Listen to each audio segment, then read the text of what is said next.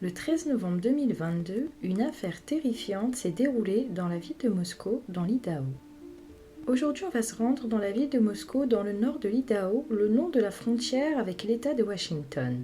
La ville est connue pour être un endroit safe. C'est une ville universitaire. Elle compte 25 000 habitants. C'est le centre des arts en raison des différents festivals qui s'y déroulent tout au long de l'année et pour sa grande université de l'Idaho située à l'ouest de la ville.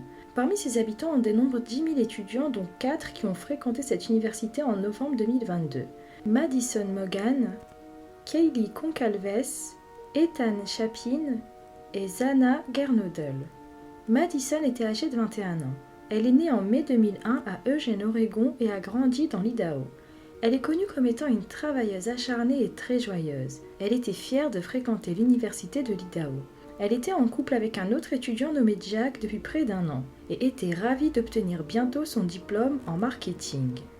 Kaylee Concalves avait également 21 ans de la ville de Radom dans l'Idaho. Elle est née à Concord en Californie et avait 5 frères et sœurs.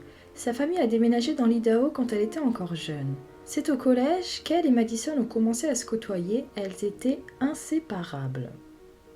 Elles ont ensuite décidé d'aller dans la même université et ont opté pour une colocation. Elle était sportive et très sociable et aimait l'aventure. Kaylee voulait être institutrice. Ethan Chapin avait 20 ans de Conway, Washington. Il est triplé et a un frère et une sœur jumelles. Ils étaient très fusionnels. Ils pratiquaient ensemble le basket et le football. Les triplés ont intégré ensemble l'université de l'Idaho. Ethan s'est spécialisé en gestion des sports et était en couple avec Zana. Zana Gernodel avait-elle 20 ans, était de Post Falls, Idaho. Elle est née et a grandi dans la région. Gymnaste reconnue depuis son enfance, par la suite elle s'est démarquée au volleyball et en tant que joueuse de football. Très appréciée, elle s'est spécialisée dans le marketing et appartenait à une sororité Phi Beta Pi avec Madison. Elles travaillaient ensemble à temps partiel dans un restaurant grec local. C'est ainsi qu'ils se sont tous connus. Maddie était très amie avec Kaylee depuis l'enfance. Zana et Maddie appartenaient à la même sororité et travaillaient ensemble. Ethan et Zana étaient en couple. Les 4 victimes venaient du même endroit. Ils partageaient les mêmes valeurs et ont été tous les 4 assassinés dans la même maison aux petites heures matinales du 13 novembre 2022. Maddie, Kaylee et Zana vivaient toutes ensemble au 1122 King Road. C'était une grande maison de 3 étages qui disposait de 6 chambres en tout. La particularité de cette maison est qu'elle se trouvait sur une colline. Elle avait 2 accès, la porte d'entrée au rez-de-chaussée et une porte coulissante au 2e étage à l'arrière de la maison. Les 3 filles vivaient ensemble avec 2 autres étudiants, Dylan et Bethany. Les 2 derniers apparaissaient sur le bail et avaient emménagé depuis le 13 novembre. À cette date, il y avait donc 5 personnes.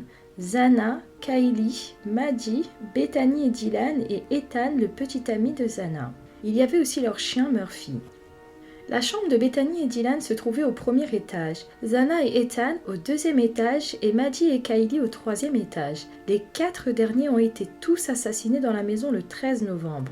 Bethany et Dylan, qui dormaient au 1er étage, disent n'avoir rien entendu. Le samedi 12 novembre, les victimes n'ont pas passé toute la soirée ensemble.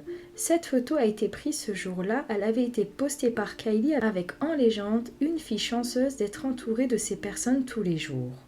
Cette fameuse nuit, vers 20h, Ethan et Zana se rendent à une fête à la fraternité à quelques minutes de là. Vers 22h, Maddie et Kaylee se sont rendus dans un bar, le Corner Club, au centre-ville de Moscou. Vers 1h du matin, les 2 autres colocataires, Bethany et Dylan, sont rentrés en premier à la maison.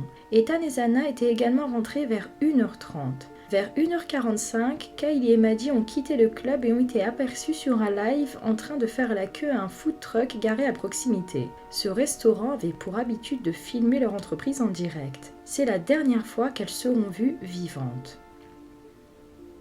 On remarque un garçon suspect sur la vidéo habillé d'un sweat à capuche. Il semblait fixer les filles et avait une attitude suspecte. Il est là, mais ne leur parle pas.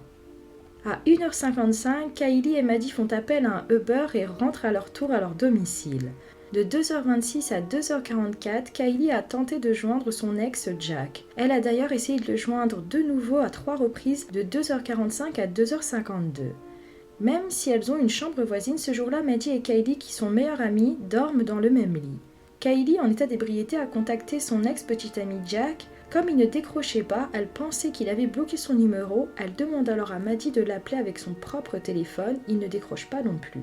Elle tentera de le joindre une dernière fois à 2h52. Entre 3h et 5h du matin, une silhouette s'est approchée de la maison en ouvrant lentement la porte arrière et entre dans la maison, armée d'un couteau tranchant et mortel, et assassine sauvagement Kylie, Maddie, Ethan et Zana. La police dira qu'ils ont sûrement été surpris en plein sommeil. Certains avaient des blessures défensives. Tous ont été poignardés à mort avec un grand couteau. Il n'y avait aucune trace d'agression sexuelle.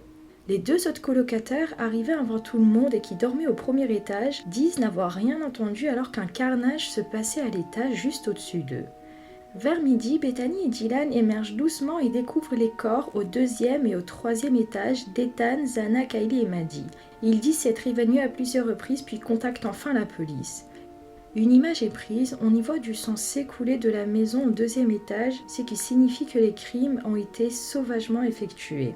L'enquête commence alors. Le médecin légiste prendra la parole pour dire qu'il y avait beaucoup de sang et que c'était une triste scène. Un rapport toxicologique est réalisé sur les 4 étudiants mais n'apporte rien sur la cause du décès. Le père de Kylie prendra la parole en disant qu'il pense que les cibles étaient Kylie ou Maddie car leurs blessures étaient les pires et qu'elles avaient été tuées différemment. Une conférence de presse est donnée. Dans un premier temps, la police dira qu'il n'y a pas de danger pour la communauté car ils pensaient que c'était une attaque ciblée et isolée, qu'il n'y avait pas de suspect pour le moment. Ils demandent tout de même aux étudiants de rester vigilants et de signaler tout élément suspect. En début d'enquête, il y a eu une centaine d'interrogatoires, mais l'enquête n'avançait pas et cela a frustré la famille des victimes. Pas de suspect, pas de motif du crime, pas de preuves ou autres pistes. Les gens ont commencé à s'interroger. Comment se fait-il que les deux autres colocataires du premier étage n'aient rien entendu? Il y a forcément eu des cris car certaines victimes ont essayé de se défendre. Un certain Ryan est intervenu sur Fox News en disant qu'il avait vécu dans cette maison à une époque, notamment dans la chambre du premier étage, et a dit qu'il n'entendait pas ce qu'il se passait dans les étages supérieurs. Le chien était enfermé dans une salle à part le soir du drame, c'est d'ailleurs pour cela qu'il n'est pas intervenu. Le tueur a accédé par la porte arrière qui donnait au deuxième étage et a tué en premier Ethan et Zana, puis est monté à l'étage supérieur pour tuer Kylie et Maddie, puis est reparti sans passer par le premier étage. Un voisin qui avait pour habitude de sortir son chien vers 8h du matin a constaté que la porte d'entrée avant de la maison était grande ouverte. Aucune entrée par effraction n'a été détectée. L'arrière de la maison donne sur une zone boisée, c'est forcément quelqu'un du secteur qui connaît bien l'endroit. Un ancien locataire a publié une photo et a dit que les 6 chambres avaient une serrure à combinaison avec un code. Les habitants de la maison faisaient beaucoup de fêtes et le tueur était peut-être venu et connaissait le code. Un TikTok posté par Kylie a pu guider le tueur sur l'agencement de la maison et sur la disposition des pièces. Le plan de la maison était également accessible. La police a créé un site web dédié à cette affaire. Ils ont innocenté les 2 colocataires, l'homme à capuche apparent dans les vidéos, le conducteur Uber qui a déposé Kylie à Maddie ainsi que Jack, l'ex de Kylie. Des choses bizarres s'étaient également produites dans la ville de Moscou avant la nuit du drame. Un chien, un berger australien, avait été retrouvé égorgé de la tête aux pattes. Les tueurs en série s'attaquent souvent aux animaux. L'attaque rappelle celle de 1999. 2 étudiants de la ville de Pullman, Washington, ont été poignardés durant leur sommeil. Ils ont survécu mais l'agresseur n'a jamais été retrouvé. Une autre attaque s'était passée en 2001 à Salem dans l'Oregon. Un couple a été attaqué au couteau par un intrus masqué alors qu'il dormait. Une personne périra et l'affaire n'a toujours pas été résolue. Une autre théorie fait également son apparition. En effet, Kylie était poursuivie par un stalker les semaines qui précédaient le drame. Alors qu'elle quittait son lieu de travail, un homme l'aurait suivie jusqu'à sa voiture. Il a été retrouvé et interrogé, mais relâché rapidement. Un autre élément particulier est apparu. À l'heure du crime de la maison de Keene Road, alors qu'une patrouille circulait à proximité de la maison, des personnes ont été contrôlées. La maison était visible sur la caméra embarquée du policier. On aperçoit même des gens courir au loin. À l'heure actuelle des choses, l'enquête suit son cours.